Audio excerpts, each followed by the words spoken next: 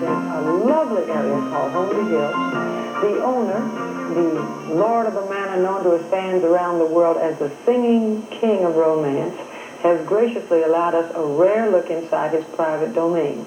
This is the formal drawing room, and here is the man, husband, father, poet, superstar, known to his friends as and to the world as Engelbert Humperdinck.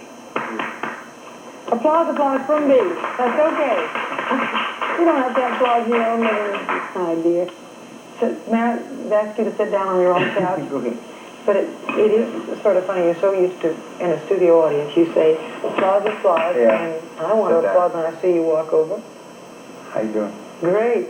Your place is beautiful. You bought this house sight unseen? That's right. About 4 years ago. I was looking for a house, and a lady friend of mine from Las Vegas said that this house was available, so and she told me who it belonged to. It belonged to Jane. Of course, Jane Mansfield, the late great lady. Yes. So I knew her just before her tragic accident, and she invited me to this home, in fact. She said, you must come and see my house when you come to America. I hadn't come to America, you know. And so when she said this house was available, I just said, buy it, and I didn't even look at it. But you had never seen it. And this house was famous for being what was known as the old... Pink Palace. Pink Palace. Yeah. Hollywood was a Hollywood pink, because so many houses were that way, that it was sort of a California ranch style, and there were hearts all over the gate. All over. And the swimming pool was heart-shaped, and there were fountains that I think maybe sprayed hearts every once in a while. It was a loving place. Lovely. But you've made quite a few changes, because that was a rather feminine image. It wasn't exactly Engelbert Humperdinck. But I did leave the heart-shaped pool. I did leave that. I took the heart-shaped bathtub out, and the fireplaces were heart-shaped. You know, it would bring a little too much. Yeah, I think so. And the cupids. Yeah. But, you know, that was her taste, and she was a remarkable lady. She was an incredible woman, and I don't think people, someday, they are doing her story on television, and someday they will know what a super person she really was, in addition to the rather flamboyant character she played.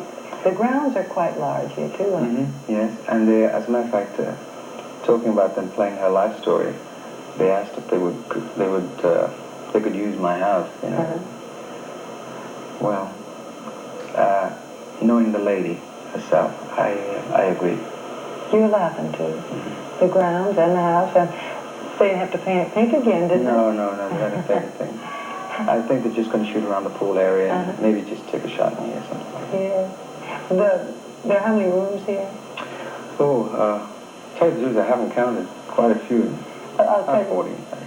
About 40? It's about 40, you know, because each room had 3 rooms in each, you know. I know that when I walked in, you had my little dressing room with my name on it. And if you could spare one of those, I know you've got plenty.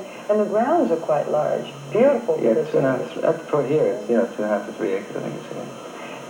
Truthfully now, because I know what happens in my drawing room. Does the family spend much room in here? No. I didn't think so. No. It never works that way, does it? No, it doesn't. No. And even when you entertain, somehow a drawing room is difficult unless everybody's going to get around the piano. Yeah, that's the only time. I think it was around Christmas time we got to, get to use the piano and have a little... Sure. But I must say that you're the first lady, celebrity, who's been in my home.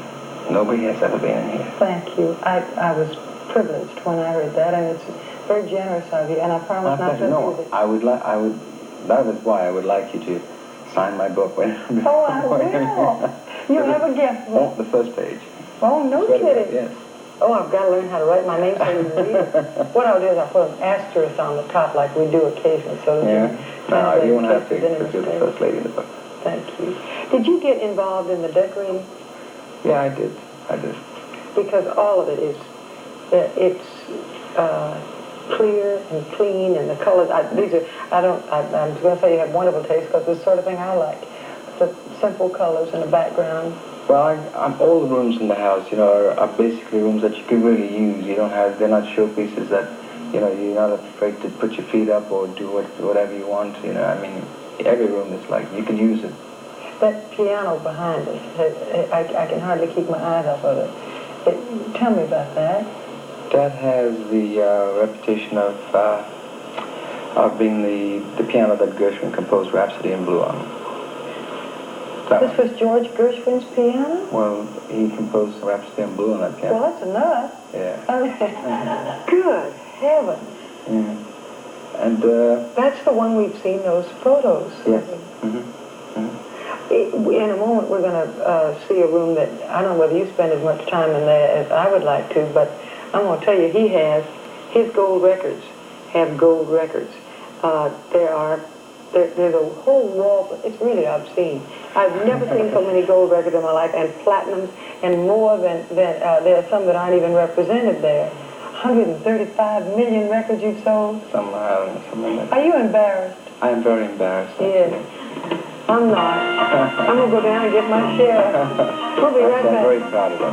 Oh, I know.